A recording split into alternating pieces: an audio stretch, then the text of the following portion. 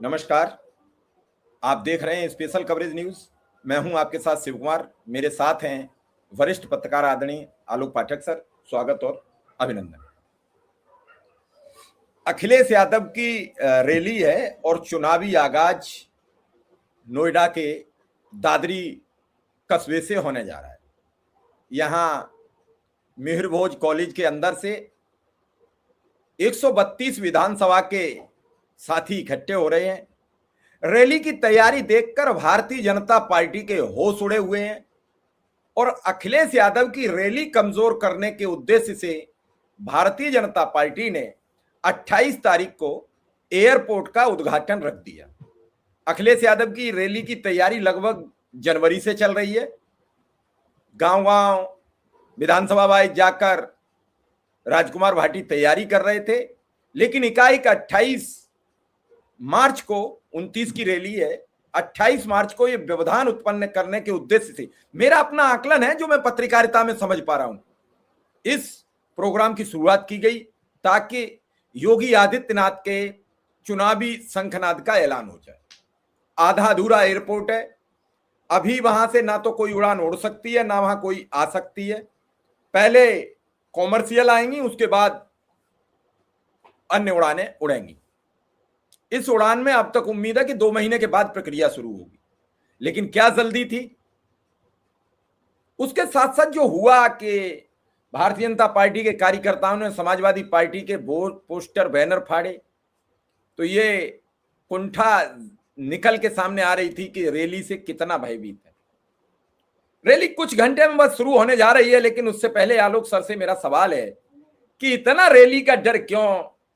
तमाम आरोप लगा दिए। प्रधानमंत्री ने अपना पद की गरिमा भी नहीं रखी, क्योंकि अखिलेश यादव तो उन्हीं के प्रधानमंत्रित्व काल में मुख्यमंत्री रहे थे, 3 वर्ष रहे थे, 14 से 17 तक रहे थे, और उस समय उन्होंने उनकी कोई जांच नहीं करा पाई। आज कह रहे हैं कि नोएडा के एटीएम को हमने तोड़ दिया। आलोक सर। एक हमारी पत्रकार साथी ममता त्रिपाठी इंडिया टुडे में रही है हमारे साथ। उन्होंने कहा कि जमीन घोटाला जरूर बंद हो गया मोदी जी, लेकिन चर्चा है नोएडा में स्क्रैप घोटाला बड़ा जबरदस्त चलता है, कबाड़ का घोटाला। पहली बात ये तो घोटाले तो कम नहीं हुए। आप देख लीजिए मोदी जी किस मुंह से बात करते हैं। जल जीवन मिशन, जिसमें कई लाख करोड़ का बजट लगाया जा चुका उत्तर प्रदेश में, उसमें क्या स्थिति है। हर घर जल योजना, खुद भारतीय जनता पार्टी के विधायकों ने बताया कि पाइपलाइन नहीं बिछी है, सिर्फ भ्रष्टाचार का खेल चल रहा है। मंत्री जी का रास्ता रोक दिया गया। कई टंकियां जो करोड़ों की लागत में बनी थी वो बनते ही भरा के गिर गई। सड़कों का आलम यह है कि सड़क बनती है, लोग तुरंत हाथ उठा के देख लेते हैं कि सामने सड़क जो है वो। जब योगी सरकार बनी थी तो 100 दिन में गड्ढा मुक्त बनने की बात हुई थी 2017 में। आज 2026 है, प्रदेश की सड़कों का क्या हाल है ये सबको पता है। मोदी जी पहले ये बताइए, उत्तर प्रदेश में गैस की लाइन खत्म नहीं हुई, पेट्रोल पंपों पर लाइन लगने लग गई। और आप आए, नोएडा का उद्घाटन आपने कर दिया एयरपोर्ट का, बहुत बहुत बधाई। एक कुशीनगर में इंटरनेशनल एयरपोर्ट आपने उद्घाटन किया था, उसकी क्या स्थिति है? आज तक वहां से कोई फ्लाइट चली ही नहीं। कई हवाई अड्डे शुरू हुए, बंद हो गए। तो और एक अद्भुत ट्रेन चली है नई दिल्ली से मेरठ तक, रैपिड रेल ट्रांसपोर्ट, उसका आप 3 बार उद्घाटन नमो रेल आपके नाम, उसका आपने 3 बार उद्घाटन किया। जरा आप बताइए ना। मोदी जी आपसे सवाल यह है कि उत्तर प्रदेश के मुख्यमंत्री दावा करते हैं कि हमने 50 लाख करोड़ का निवेश का एमओयू साइन किया है, और पोल खुलती है कि 25,000 करोड़ का एमओयू एक ऐसी कंपनी से साइन कर लिया गया जिसका टर्नओवर सिर्फ 45 लाख था। बाद में सोशल मीडिया पर हल्ला मचा तो उस एग्रीमेंट को कैंसिल करना पड़ा। और आज जो रैली हुई है मोदी जी की, उसके बारे में सोशल मीडिया में सारे तथ्य पड़े हुए हैं। तमाम प्राइवेट यूनिवर्सिटीज को टारगेट दिया गया था। कई सोशल मीडिया पे मेल वायरल थे, मैसेजेस वायरल थे कि आप रैली में आइए, आपको इसके बदले में 2 दिन की अटेंडेंस दे दी जाएगी। 800 से 1000 बसेस प्रशासन ने इकट्ठा किया था। मुझे नहीं पता कितनी भीड़ आई थी, क्योंकि सच्चाई ये है कि 2024 के चुनाव में जब से आप चुनाव हारे हैं उत्तर प्रदेश में, तब से हर जगह आपको भीड़ लानी पड़ रही है। 25 दिसंबर 2025 को लखनऊ में एक प्रेरणा पार्क बना था, जिसमें अटल जी, श्यामा प्रसाद मुखर्जी और दीननाथ उपाध्याय जी की दीनदयाल उपाध्याय जी, दीनदयाल उपाध्याय का हुआ था। और वहां पे भी क्या हुआ, भीड़ लानी पड़ी। उसके बाद क्या स्थिति हो गई, वहां खाने की क्वालिटी, जो खाना फेंका गया था उसको खा के कई भीड़ें चली गई। लखनऊ में एक रिंग रोड बनी थी ग्रीन कॉरिडोर के नाम पे, वो रोड बनने के बाद ही धंस गई। तो क्या क्या गिनाया जाए। आपके संसदीय निर्वाचन क्षेत्र में एक रोपवे बन रहा है, 2022-23 से बन रहा रोपवे, आज तक बन नहीं पाया। जानते हैं रोपवे की दूरी कितनी है? 3.5 किलोमीटर। वाराणसी, प्रधानमंत्री का संसदीय निर्वाचन क्षेत्र जाम से जूझ रहा है। तो बार बार आप कहते हैं अरे समाजवादी पार्टी से जनता नाराज थी, 2017 में हराया, 2022 में हराया, लेकिन 2024 में जनता भाजपा से नाराज थी, आपको हरा दिया है। लोकसभा चुनाव में सपा और इंडिया गठबंधन और चंद्रशेखर रावण ने 44 सीटें जीती थी, आप 36 सीटों पर सिमट गए थे। आज आप सरकार चलाने के लिए नीतीश बाबू और चंद्रबाबू नायडू पर निर्भर है। योगी जी ने आपको कहीं का नहीं छोड़ा।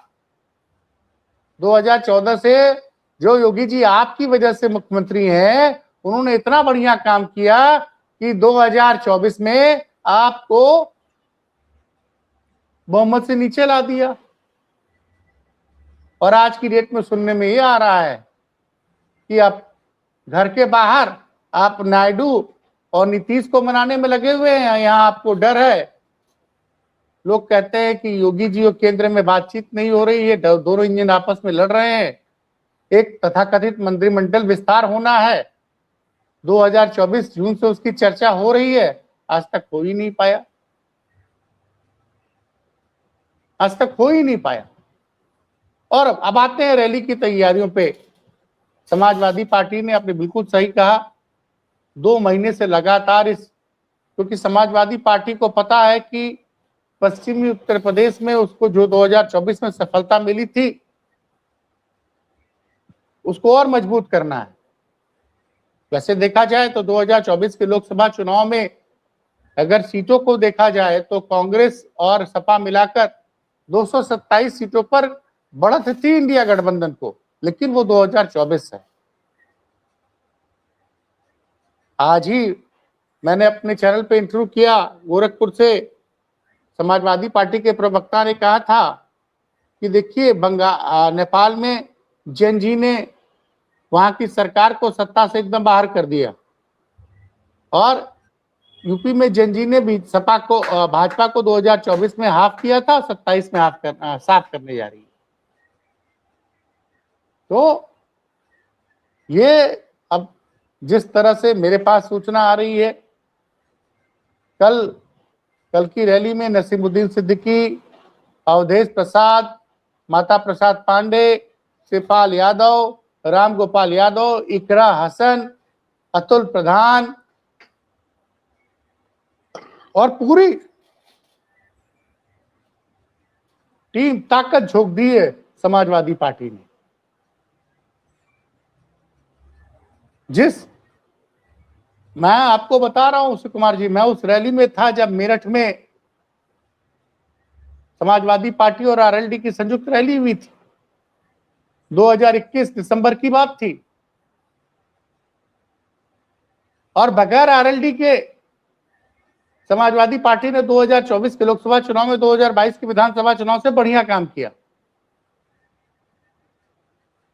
आप देखिए ना, सीट वाइज में आता हूं, मुजफ्फरनगर में भाजपा हारी गई, मेरठ में भाजपा सिर्फ 6000 वोटों से जीती थी। अगर विधानसभा वार आंकड़े दिखाए जाएं तो मेरठ में भाजपा को खाता खोलने में परेशानी हो जाएगी। अलीगढ़ में बहुत क्लोज मार्जिन था, मुरादाबादी हारे ही थे। अब इनका फोकस क्यों है गाजियाबाद, नोएडा, ग्रेटर नोएडा? क्योंकि अब यहां पे भाजपा को जो एक गढ़ बन गया है भाजपा का 2014 से 2017-2022 के विधानसभा चुनाव में, इन 132 सीटों पे जो पहले फेज में आती हैं पश्चिम उत्तर प्रदेश की, जिसमें कई जिले हैं, सहारनपुर है, मुजफ्फरनगर है, मेरठ है, उसके बाद गाजियाबाद है, गौतम बुद्ध नगर है, अलीगढ़ है, हाथरस है, बरेली है, बदायूं है, उधर मुरादाबाद है, मुरादाबाद के बाद आपका संभल है, तो इन जिलों में बिजनौर है, लखीमपुर खीरी है।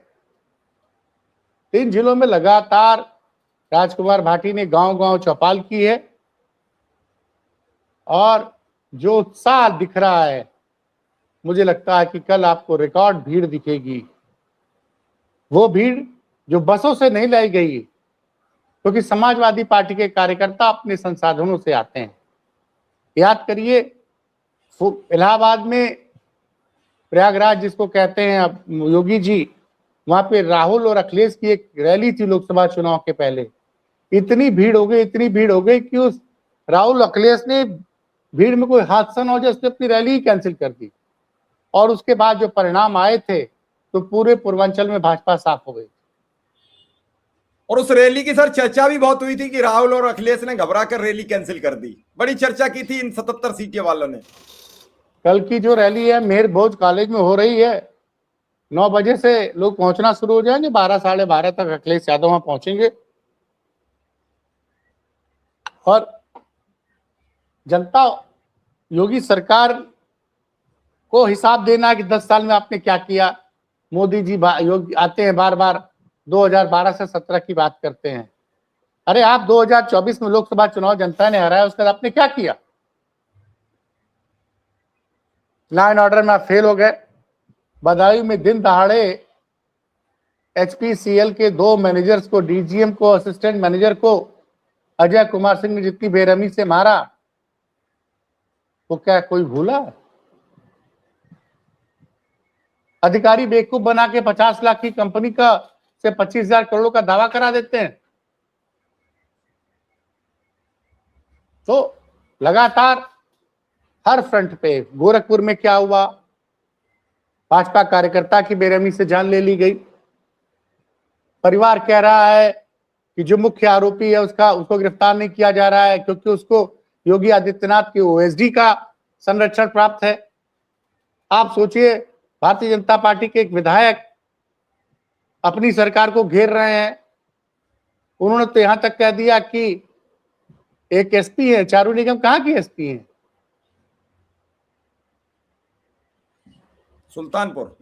सुल्तानपुर।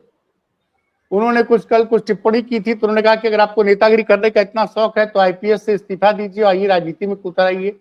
ये भारतीय जनता पार्टी के विधायक कह रहे हैं। भारतीय जनता पार्टी के विधायक के आरोप लगा रहे हैं कि अधिकारी फर्जी एनकाउंटर करा रहे हैं। उस पर क्यों नहीं मोदी जी ने जवाब दिया? मोदी जी ने उस पर क्यों नहीं जवाब दिया? उस पर जवाब नहीं दे रहे हैं मोदी जी। तो कल की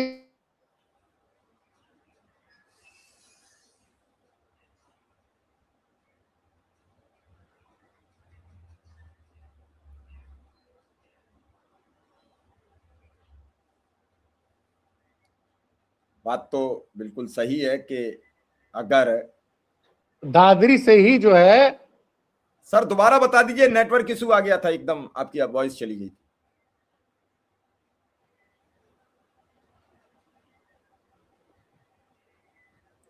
आपने कहा कि जो उनके विधायक ने आरोप लगाया उस पर क्यों नहीं बोले मोदी जी? बोलना चाहिए भाई। उनको बोलना चाहिए, मोदी जी को जवाब देना चाहिए। पूर्व डीजीपी जिसको योगी जी ने गाजे बाजे के साथ अपना पहला डीजीपी नियुक्त किया था, सुल्तान सिंह, उन्होंने आरोप लगा दिया कि मुख्तार अंसारी की 2 कोठियां अधिकारियों ने रखवाई, उस पर क्यों नहीं जांच कराई जा रही है? क्यों नहीं जांच कराई जा रही है? भारतीय जनता पार्टी के विधायक की सरकार पर सवाल खड़ा कर रहे हैं और ये बता रहे हैं कि अखिलेश के शासनकाल में क्या होता है। अब ये जो रट्टू तोता की तरह आके जब बोल देते हैं ना, 2024 की लोकसभा हार से भी मोदी और योगी ने बिल्कुल कुछ नहीं सीखा। सिलेंडर मिल नहीं रहा साहब। मैं कल लखनऊ में गया था, हजारों की संख्या में छोटे छोटे रेस्टोरेंट्स, ठेले वाले बंद हैं, मुकम्मल से सिलेंडर नहीं मिल पा रहा है। 15 दिन 16 दिन से उन्होंने दुकानें नहीं खोली है। सोचिए, ये हर शहर का यही हाल है। लेकिन हमारे प्रधानमंत्री मोदी को और योगी जी को रैली करने से फुर्सत नहीं है। इस वक्त पहली प्राथमिकता ये थी कि आप सबको गैस उपलब्ध कराएं, डीजल पेट्रोल की उपलब्धता सुचारू रूप से कराई जा सके, लॉ एंड ऑर्डर को ठीक कीजिए। कि समाजवादी पार्टी की रैली चूंकि पहले से प्रस्तावित है 29 मार्च को, तो अपने 28 मार्च को आधे अधूरे जेवर एयरपोर्ट का उद्घाटन कर दिया, जबकि अभी वहां से कोई भी कॉमर्शियल फ्लाइट यानी शुरू नहीं हो रही है। तभी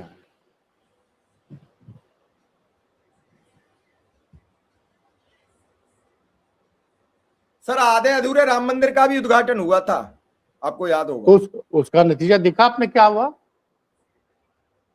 तमाम बनारस के हमारे विद्वानों ने इस वक्त उसकी टाइमिंग पर सवाल उठाया था कि गलत टाइमिंग में आधे अधूरे मंदिर में प्राण प्रतिष्ठा नहीं की जाती है। अयोध्या की जनता ने भाजपा को ही वहां से हरा दिया। अब इससे बड़ा संदेश क्या होगा? इससे बड़ा संदेश क्या? और कल अवधेश प्रसाद भी आपको दादरी से गरजते हुए दिखाई देंगे। पीडीए के सबसे बड़े पोस्टर बॉय के रूप में अखिलेश यादव उतरे। अखिलेश यादव के साथ अवधेश प्रसाद उभरे हैं। अयोध्या नरेश रहेंगे। चूंकि आजम साहब अभी जेल में हैं, तो मंच पे मोर्चा संभालेंगी समाजवादी पार्टी की कैराना से मजबूत सांसद इकरा हसन, बसपा से सपा, बसपा से कांग्रेस, कांग्रेस से फिर सपा में आए नसीमुद्दीन सिद्दीकी और तमाम बड़े नेता कल मंच से अखिलेश यादव के साथ आपको दिखाई देंगे पूरी तरह से। और तो और माता प्रसाद पांडे भी रहेंगे मंच पे। अखिलेश यादव बार बार एक बड़ा बयान वायरल हो गया है, सवर्णों को तो मुसलमानों के साथ खड़ा कर दिया गया है। अभी ये तो भाजपा के नेता है, अपनी सरकार क्यों खड़ा कर रहे समझ के परे।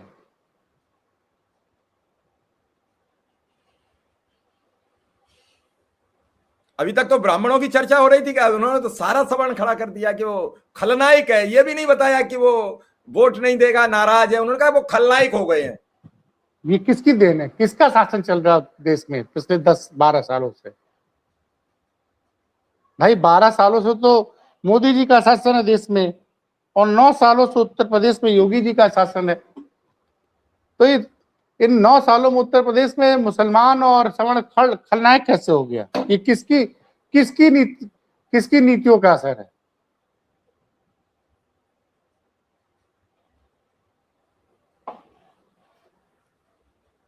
तो ये हकीकत है। बाकी रैली पे फिर चर्चा की जाएगी शिव कुमार जी। नहीं, बिल्कुल दिन में चर्चा करेंगे बाकायदा, और कोशिश करेंगे कि दर्शकों तक लाइव रैली भी पहुंचाएं, दर्शकों को वो सब सीन दिखाएं। फिलहाल आपका बहुत बहुत आभार, बहुत बहुत धन्यवाद।